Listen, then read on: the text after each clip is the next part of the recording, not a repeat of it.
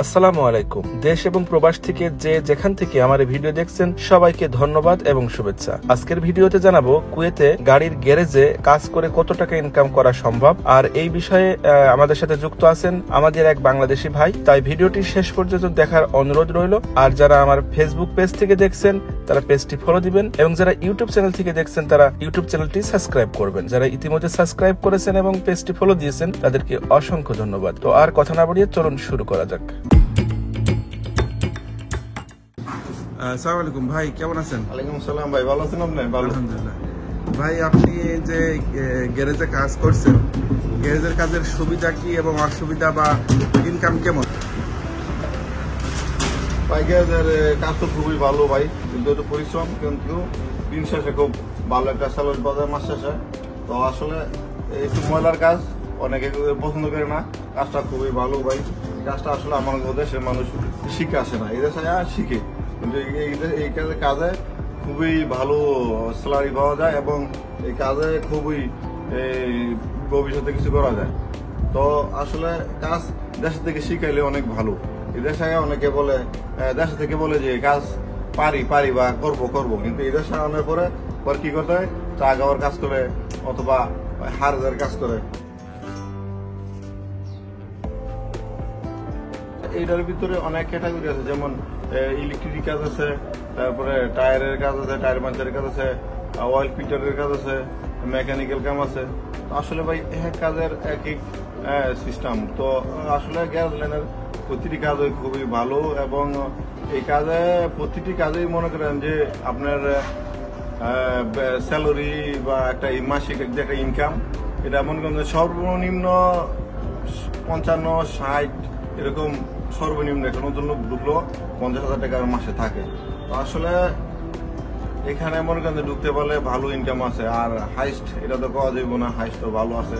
যারা দক্ষভাবে কাজ করতে পারে তাদের জন্য মনে করেন যে 2 লাখ 3 লাখ বা 2 লাখ 1.5 লাখ থাকে যারা স্যালারিতে কাজ করে।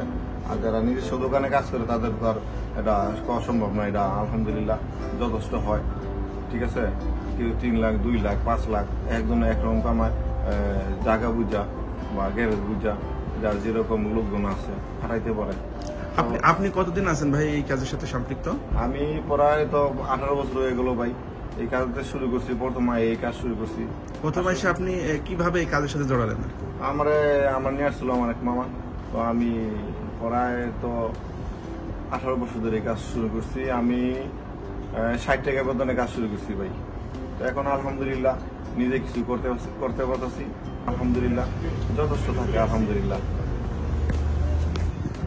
আসলে হাতের কাজের কোনো জরুরি নাই। হাতের কাজ আপনারা শিখেন, হাতের কাজ দেশেও খুব প্রয়োজন হয়। দেশে থাকলেও আপনি কাজ করে খেতে পারবেন, আর বিদেশে আসলে তো মনে করেন এটা কোনো জরুরি নাই। হাতের কাজ আসলে শিখে আসলে আপনার প্রথম থেকে মনে করেন যে হাইস্ট বেতনটা পাইলেন। এখানে আইসা আমরা প্রবাসীরা কত রকমের যে নিম্ন শ্রেণীর কাজ কাম করতে হয় হাতের কাজ না শিখাইলে, এটা মনে করেন যে বলতো আমাদের লজ্জা হয়, কিন্তু তারপরও আমরা আসলে করতে বাধ্য হই। কারণ ওই আমরা 10 লাখ টাকা 12 লাখ টাকা দেখাই, আসার পরে আমাদের মনে করেন যে বাধ্য আমাকে ওই কাজগুলো করতে হয়। তো আসলে আপনারা যারা দেশে আছেন ওরা খুব ঘোরাফিরি না করে আপনারা হাতের কাজ শিখেন, যে কোনো কাজ শিখেন। এই মোবাইলে আপনাদের ভবিষ্যৎ উজ্জ্বল হইব না। এই হাতের কাজ শিখলে আপনারা এখানে বিদেশে মনে করেন যে ভালো একটা প্রতিষ্ঠানে কাজ করতে পারবেন, ভালো স্যালারিতে কাজ করতে পারবেন, দ্রুত আপনারা ভবিষ্যৎ উজ্জ্বল করতে পারবেন। আচ্ছা, আপনি যে প্রথমে আসলেন, এসে মানে সরাসরি আপনি এই কাজের সাথে যুক্ত হয়েছেন, তাই তো? মানে সরাসরি আসার পরে আপনার মামার মাধ্যমে এসে এই কাজই শুরু করেন? না, ফার্স্টে আসে আমি আসলে আমরা যেটা খুঁজি, প্রথমে আমি হার্ডওয়্যার কাজ খুঁজিলাম। হার্ডওয়্যার কাজ করছিলাম কয়েক মাস, পরে ভাবছিলাম, দেখলাম যে হার্ডওয়্যার কাজে আসলে আমি যদি 20 বছর 25 বছর করি আমার কোনো ডেভেলপ হচ্ছে না। আমার যে একটা সম্মাননা ওই আমার ওই হার্ডওয়্যার কাজে রয়ে যেতেছে। আমার মনে করেন যে এখন যে আমি 17-18 বছর হয়ে গেছে, এখনো আমি যদি হার্ডওয়্যার কাজে যাই, আমার ওই একটা নতুন ছেলে আসলে যে 120 টাকা বা 150 টাকা বেতন দিব, ওই বেতনে আমার দিব। কিন্তু আমি যে 17 বছর 18 বছর যে শ্রম দিছি, এখন যদি আমি অন্য যে কোনো খানে যাই, আমার যে আমি যে একটা কাজ শিখছি, আমার এটা মূল্যায়ন, ঠিক আছে, আমার দিব না, আমার কাজের দিব, ঠিক আছে। আমি যেখানে যাই আমার এই যে হাতের কাজ শিখছি, এই কাজের মূল্য আমি অল কুয়েতে বা বিশ্বের যে কোনো জায়গায় গেলে আমার এই কাজ আছে। প্রথমে আইসে যদি কেউ মানে এই মেকানিক বিষয়ে আসে, তাহলে প্রথম আইসে আনুমানিক কেমন বেতন হতে পারে কুয়েতি দিনার? আসলে ভাই বর্তমানে যে আপনাদের পরিচিত, এখন মনে করেন যে আসলে আপনার মনে করেন যে নিম্নে তো মনে করেন 130 টাকা বা 150 দিনারের প্রথম বেতন আছে, 125 টাকায় হয় প্রায় 50,000 টাকা। তো আসলে ঠিক আছে, এখানে আসলে যারা আসবেন কুয়েতে, যারা এই কাজ শিখবেন, তারা মনোযোগ দিয়ে শিখতে হইব। ভাই এই কাজে আপনার সুবিধার কথা বললেন, কিছু সমস্যা অনেক সময় ফেস করতে হয়, এরকম কোনো সমস্যা আছে কিনা? আসলে সমস্যা ভাই, কাস্টমার ভালো মন্দ সব মিলেই আসলে আসে আমার কাছে, সবগুলো আমার হ্যান্ডেল করতে হয়। আর মনে করেন যে কুয়েত একটা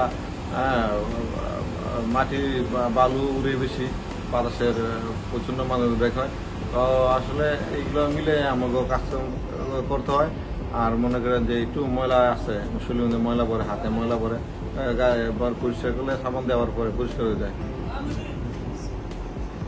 এতক্ষণ আমরা ভাইয়ের কাছ থেকে যে আলোচনা বা যে ইনফরমেশন পেলাম, সেটা হলো যে আপনি যদি দেশ থেকে মেকানিকের কাজ অথবা হাতের যে কোনো কাজ শিখে আসতে পারেন, তাহলে ভালো টাকা ইনকাম করতে পারবেন কুয়েতে। বিশেষ করে আপনারা যারা দেশ থেকে নতুন করে কুয়েতে আসতে চাচ্ছেন, এর উদ্দেশ্য বলতে চাই, আপনারা যে কোনো কাজ শিখে আসুন। কাজ শিখা মানে কাজ দক্ষ শ্রমিকের, দক্ষ মানুষের সব জায়গায় চাহিদা, এজন্য আপনারা কাজ শিখে আসুন, ইনশাআল্লাহ ভালো কিছু করতে পারবেন। তো আজকের ভিডিও এ পর্যন্তই। যদি ভিডিওটা ভালো লেগে থাকে তাহলে অবশ্যই লাইক দিবেন এবং শেয়ার করে আপনার বন্ধু ও প্রিয়জনদের দেখার সুযোগ করে দিবেন। সবাই ভালো থাকবেন, আল্লাহ হাফেজ।